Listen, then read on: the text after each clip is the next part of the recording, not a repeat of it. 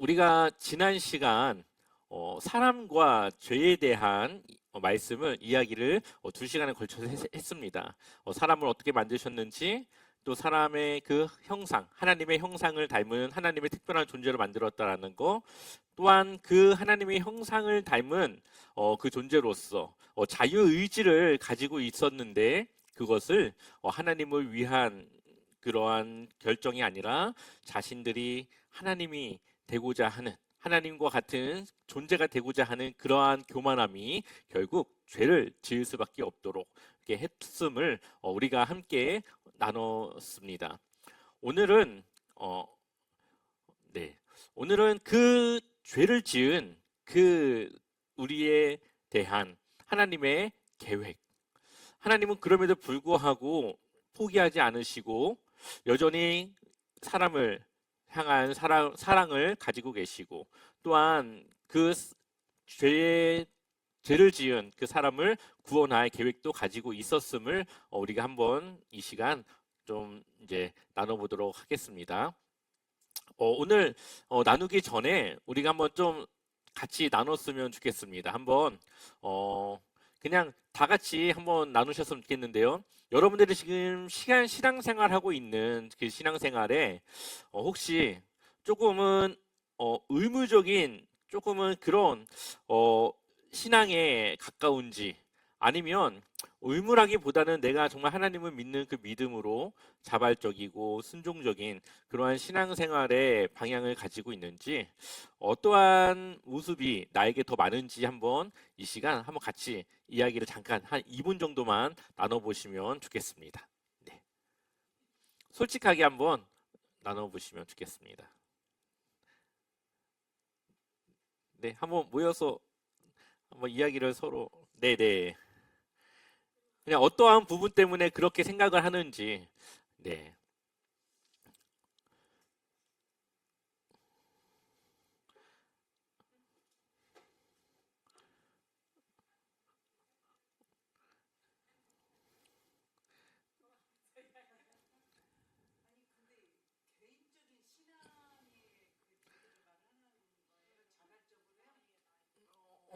네네. 내가 지금 교회도 나오고 예배도 드리고 기도 생활도 하고 여러 가지 우리가 신앙생활이라는 걸 하고 있는데, 그거를 하는 이유가 어, 그냥 믿음 신앙생활을 위한 의무적으로 그냥 그렇게 예배도 나오고 하는 건지, 아니면 정말 내가 하나님의 그 관계 속에서 구원을 받았기 때문에 그것을 내가 하고자 하는 그런 마음으로 하고 있는 건지. 네. 아, 그럴까요? 아, 네. 그러면은 한번 네. 여기서부터 한번 쭉 한번 이야기를, 네. 음. 네.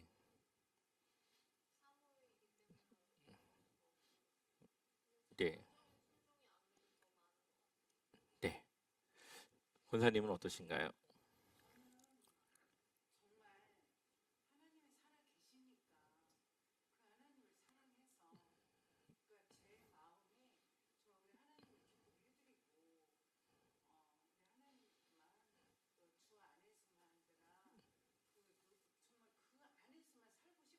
네, 네. 네, 네. 그렇군요. 네.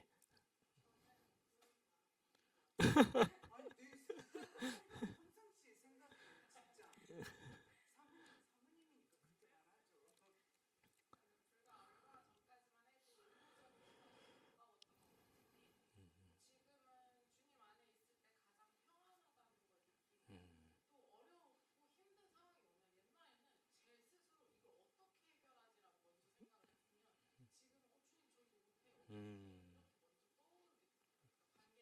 네.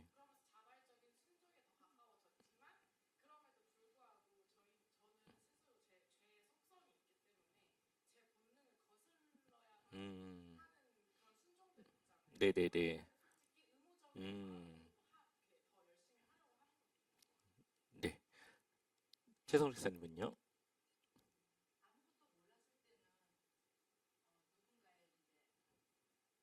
음. 그쵸.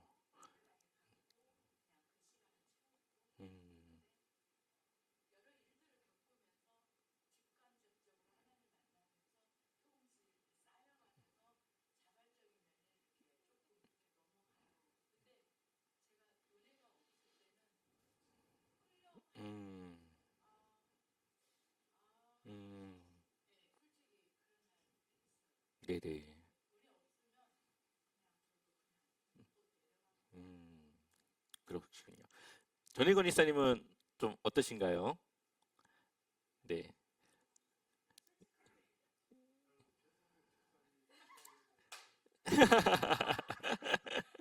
네.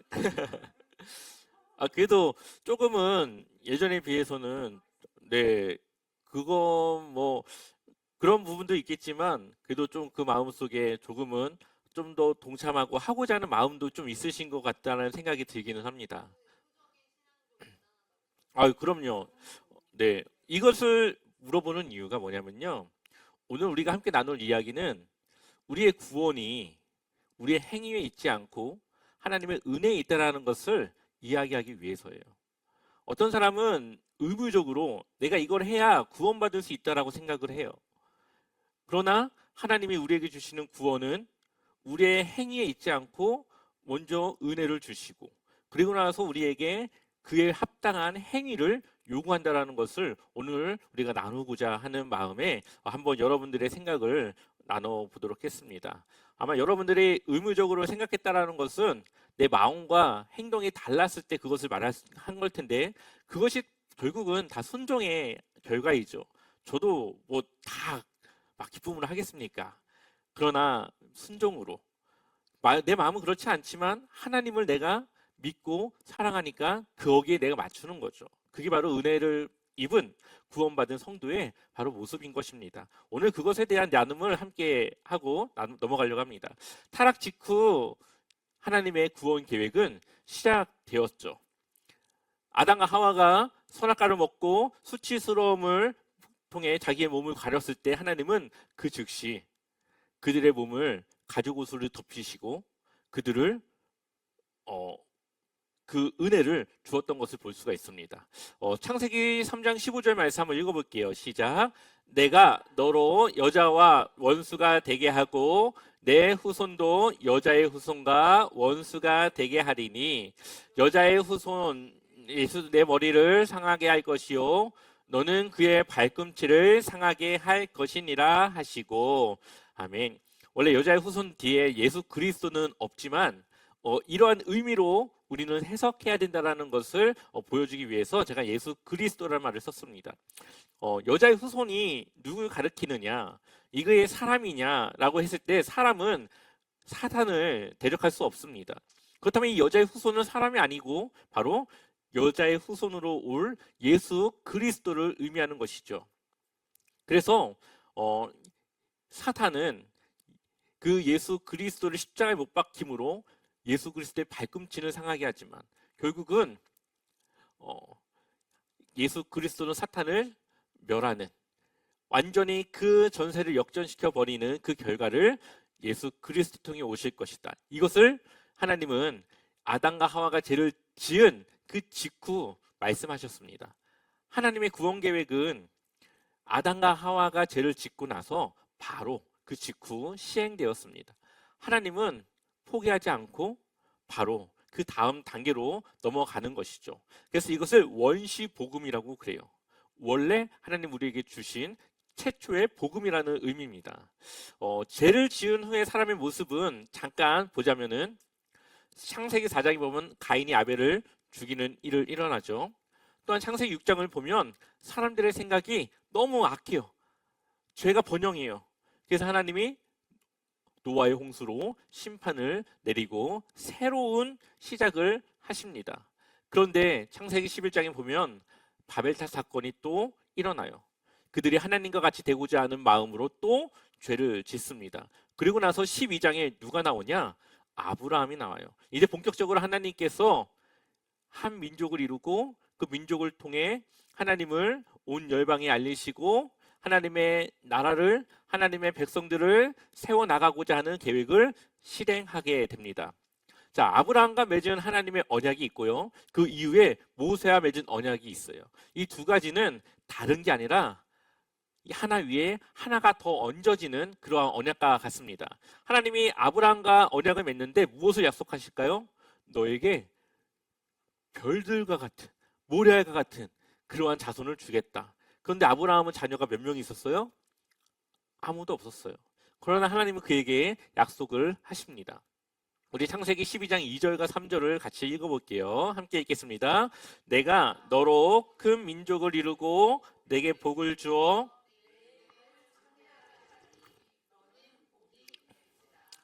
네, 너를 축복하는 자에게는 내가 복을 내리고 너를 저주하는 자에게는 내가 저주하리니 땅의 모든 족속이 너로 말미암아 복을 얻을 것이라 하신지라. 아멘. 하나님이 아브라함에게 두 가지를 약속하죠. 하나는 너로 큰 민족을 이루고, 그러나 아브라함에게는 자녀가 아무도 없었다라는 거. 그리고 3절에 보면 땅의 모든 족속이 누구를 말미암아요? 아브라함을 말미암아 뭘 얻어요? 복을 얻을 것이다. 아브라함에게 주신 약속은 아브라함을 위한 약속이 아니라 아브라함을 통해 땅의 모든 족속이 복을 받는 거예요. 땅의 모든 족속이 복을 받는데 그 복이 뭡니까?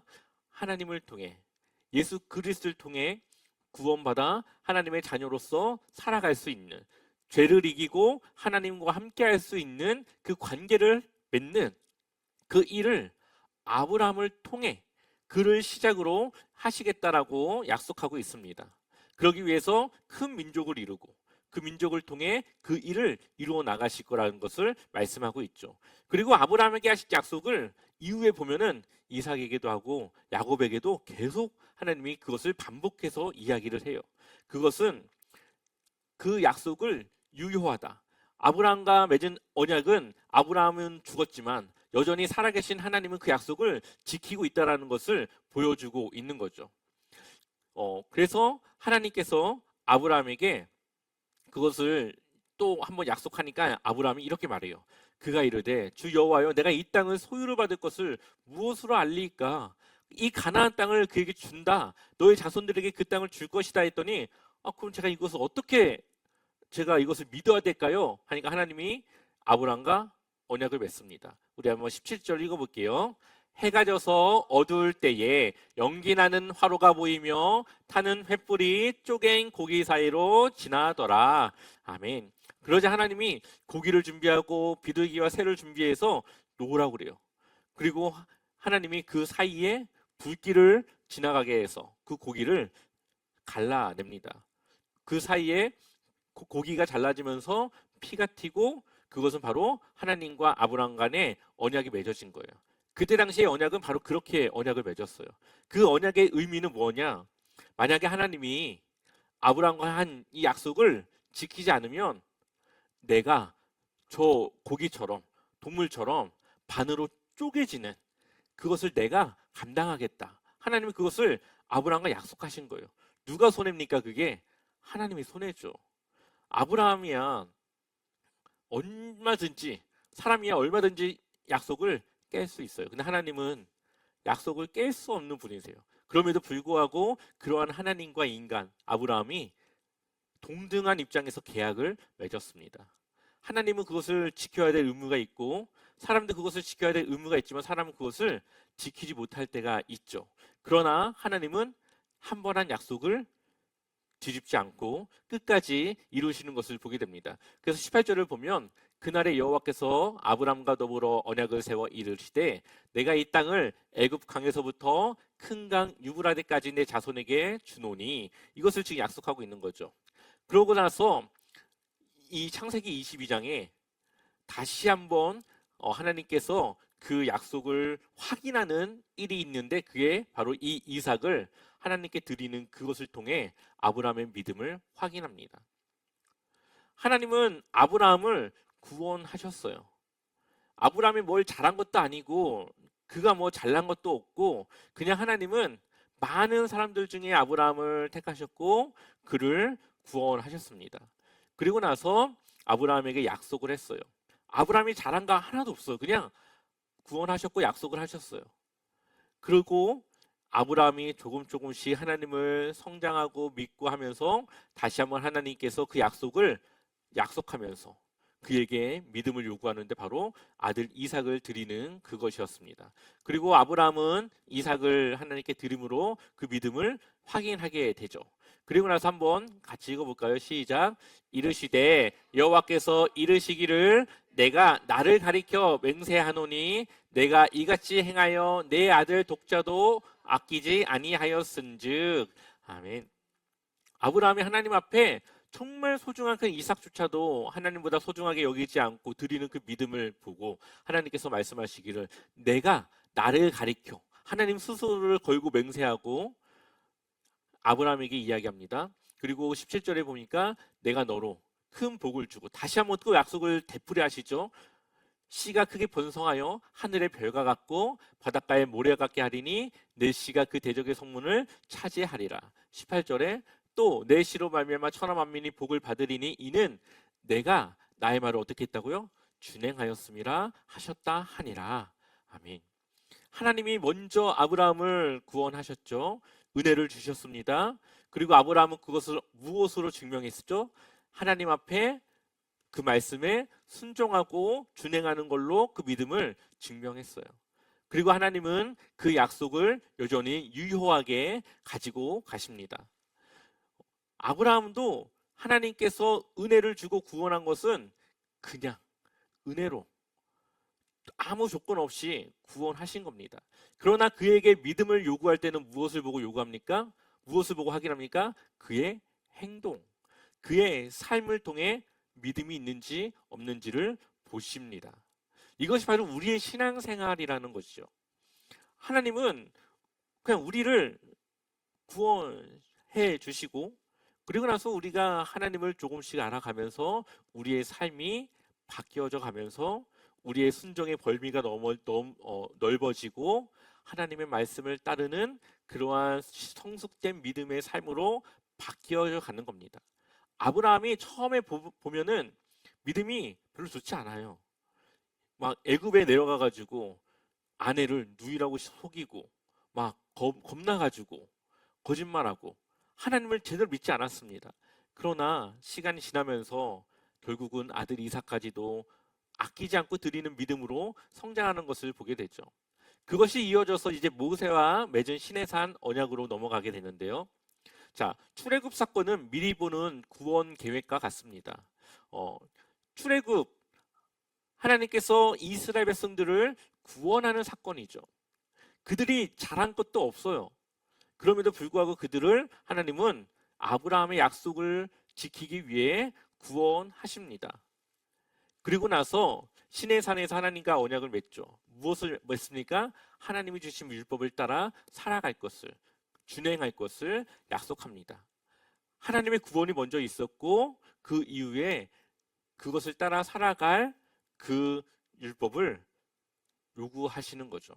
출애굽 사건을 미리 보는 구원이라고 하는 이유는 유월절 사건은 바로 예수 그리스도께서 우리를 구원하시는 그 일을 미리 보여주는 예고편과 같습니다. 왜냐하면 유월절을 보게 되면은 유월절뿐만 아니라 이 출애굽을 보게 되면은 모세는 예수님을 예표해요. 그러니까 예수님의 구원의 그 모습을 보여주는 사람이에요. 그리고 이 어린 양의 피는 바로 예수 그리스도께서 십자가에서 흘린 그 피를 의미해요. 그리고 애굽의 바로는 사탄의 그 죄의 권세를 의미합니다. 그래서 모세와 바로가 대결을 하죠. 그리고 결국 모세가 이기죠. 그래서 그 어린 양의 피를 바른 그 집은 죽음의 사자가 넘어가서 생명을 얻습니다. 이것은 예수 그리스도를 믿는 그 사람들이 죄를 이기고 구원을 받는 그 사건을 바로 미리 보여주는 출애굽 사건이라는 것을 우리에게 보여주고 있는 겁니다. 그래서 아브라함의 언약은 칭이라고 해요. 그리고 시내산 언약은 성화라고 해요. 이게 무슨 차이냐? 칭의는 우리가 하나님과 관계를 맺은 걸 의미하는 거예요. 그래서 우리가 의로워진 거예요. 우리가 선한 일을 많이 해서 80점에 점수를 딱 따가지고 자격을 부여받은 게 아니라 하나님을 믿기로 한 그때 하나님과 관계가 회복되고 우리가 죄를 지었지만 짓고 있지만 하나님과의 관계가 맺어진 그 순간 우리는 칭의, 의롭다 부름을 받는 그러한 존재가 되는 겁니다. 그래서 하나님 앞에 우리가 의롭다 하는 것은 우리의 행위로서 의롭다 하는 것이 아니라 하나님과의 관계가 맺어지면 그것은 의로운 거예요. 그런데 그 칭의가 있은 이후에 우리는 성화된 삶을 살아가요. 성화라고 하는 것은 우리가 그리스도에 가까워지는 삶을 의미합니다. 우리가 더 거룩해지는 삶을 의미해요. 그래서 우리가 완벽하게 예수님과 같은 삶을 살아갈 수는 없지만 우리는 그것을 목표로 성화를 향하여 살아가는 거죠. 믿음 생활을 하는 겁니다. 그래서 아브라함의 언약은 하나님께서 주신 은혜의 언약이면 신의 산 언약은 하나님이 주신 율법을 따라 살아갈 의무를 가진 하나님의 거룩한 삶을 요구하는 하나님의 은혜라는 것을 우리가 기억할 수 있죠. 그래서 하나님이 우리에게 주시는 것은 먼저 은혜로 구원을 주시고 그리고 나서 우리에게 하나님의 말씀을 따라 살아갈 그러한 것을 요구하신다라는 것을 우리가 기억했으면 좋겠습니다. 네, 우리 한번 같이 읽어보겠습니다. 성경은 타락한 인간을 끝까지 포기하지 않으시는 하나님의 언약의 역사이며 그 언약은 예수 그리스도 안에서 완성되었다. 네. 하나님은 사람이 죄를 지었지만 그럼에도 불구하고 다시 그 사람을 살릴 구원의 계획을 바로 시작하셨고 그것을 위해서 예수 그리스도라고 하는 하나님 자신이 인간의 모습으로 오셔서 우리를 대신해서 십자가에 달려 죽으시고 그리고 나서 어떻게 부활하고 어떻게 하나님의 자녀로서 살아가는가를 우리에게 몸소 보여주시죠. 우리가 예수님을 믿고 하나님을 믿고 신앙생활하며 살아가는 것은 점수를 채우는 것이 아니라 우리가 하나님의 자녀가 되었기 때문에 그에 합당한 그에 걸맞는 삶을 살아가는 것이라는 것을 기억했으면 좋겠습니다. 그렇게 우리가 생각해야만 내가 신앙생활에 의무적이지 않게 돼요. 내가 만약에 이 왕의 아들로 태어났다고 해보십시오. 그 왕의 아들로서 삶이 그냥 자연스럽게 그렇게 살아가는 거 아닙니까? 아버지가 왕이기 때문에. 마찬가지로 우리가 하나님의 그 자녀이기 때문에 우리는 그 하나님 나라의 백성다운 그 자녀다운 삶을 그냥 자연스럽게 살아가는 겁니다. 그렇기 때문에 늘 구원은 이미 우리에게 주어졌고 우리는 그에 합당한 삶을 살아가는 것이라는 것을 기억하셔서 여러분들의 신앙생활이 정말 어쩔 수 없는 의무가 아니라 그러한 관계 속에서 하나님을 믿는 그 믿음 안에서 그렇게 하나님과 함께하는 그런 기쁨과 평안의 삶으로 신앙생활로 나아가길 소망합니다. 기도하고 마치겠습니다.